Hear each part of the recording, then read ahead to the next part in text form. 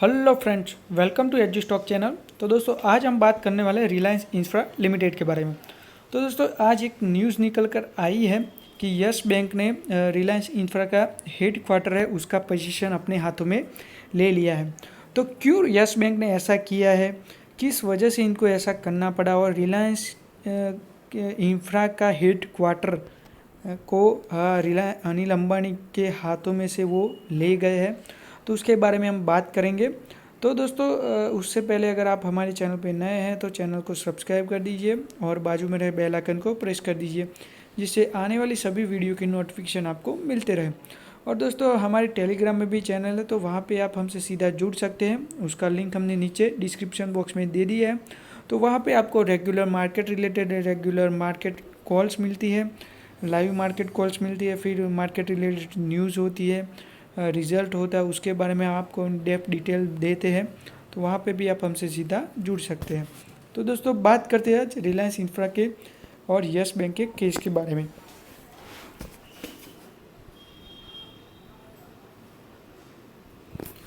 तो देखिए दोस्तों, ये बिजनेस स्टैंडर्ड का ये रिपोर्ट है, तो आज का ही है। यहाँ पे डेट भी देख लीजिए, 29 जुलाई 2020 का है।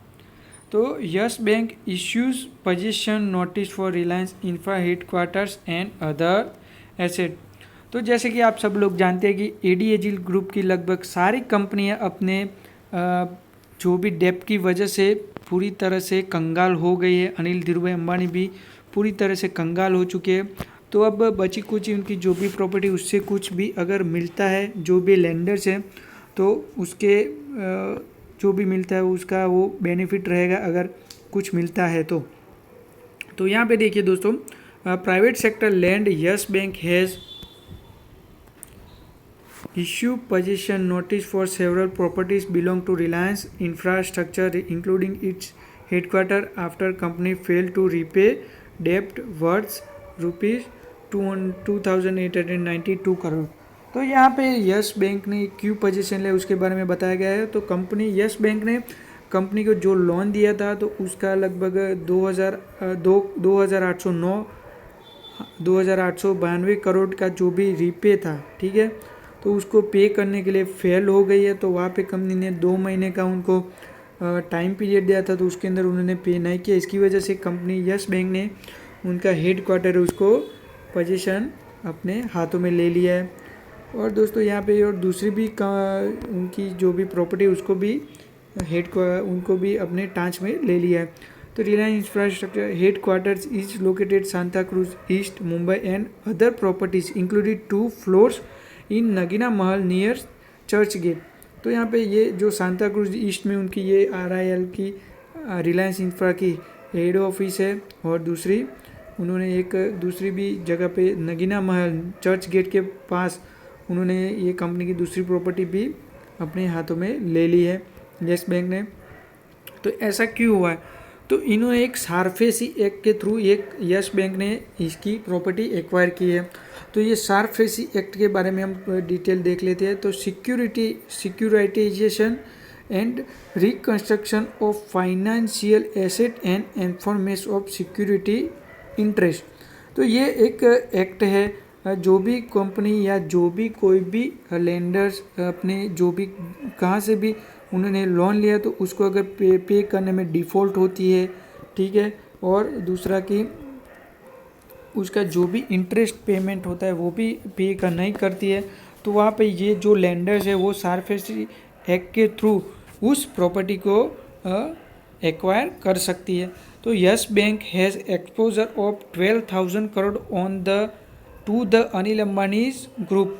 तो अनिल अंबानी ग्रुप की लगभग जो भी कंपनी है उसके ऊपर यस बैंक का लगभग 12,000 करोड़ से भी ज़्यादा का डेप्ट है, ठीक है। 12,000 करोड़ से भी ज़्यादा का उन्होंने एडीएजी ग्रुप की कंपनियों को लोन दिया है। और दूसरा यहाँ पे भी बताया गया है कि यस बैंक जो भी क्राइसिस में चल रहे उसकी वजह ये कुछ कंपनियों की वजह से है, क्योंकि यहाँ पे देखिए दोस्तों, एक तो ये एडीएजी ग्रुप की कंपनी है, फिर DHFL वो भी अभी कंगाल हो गई है, CG क्रॉम्पटन गेव्स भी, जी ग्रुप। तो इन सभी कंपनियों के ऊपर यस बैंक का बहुत ही बड़ा लोन है। तो इसकी वजह से यस बैंक भी अभी बहुत ही ख़राब कंडीशन से गुजर रही है। और यहाँ पे देखिए दोस्तों,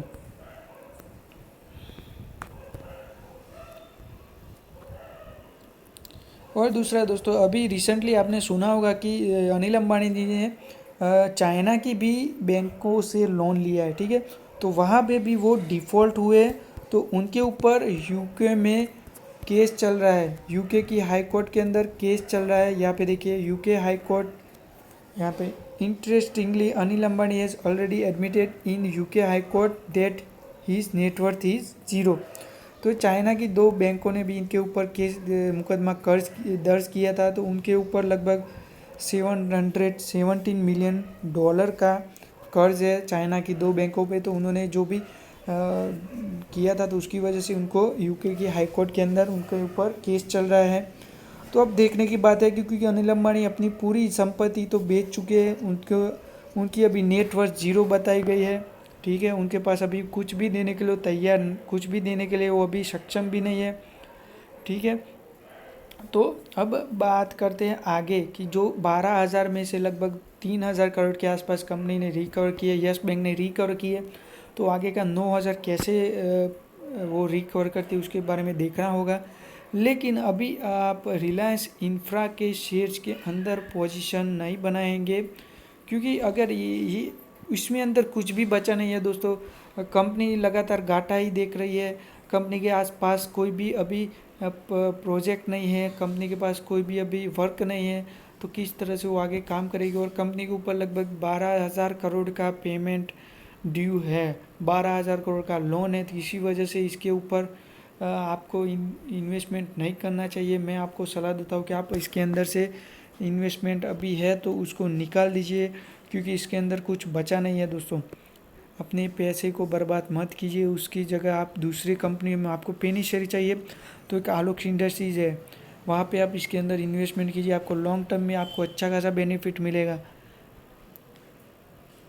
तो इस तरह से रिलायंस इंफ्रा के बारे में ये न्यूज़ निकल कर आई है। इसका सीधा इम्पैक्ट इसके शेयर के ऊपर पड़ा है। लगातार कई 3-4 दिनों से इसके अंदर लोअर सर्किट लग रही है, और आज भी इसके अंदर लोअर सर्किट ही लग रही थी। कुछ टाइम पहले इसके अंदर तेज़ी देखने को मिली थी, हमें लगभग 2 से 3 गुना इसका शेयर का प्राइस हो चुका था। तो वहाँ से अब ये गिरते गिरते अब ये नीचे गिर रहा है। तो अभी आप अगर निकल सकते हैं तो इसके अंदर से निकल जाइए दोस्तों। Thank you. ठीक है दोस्तों।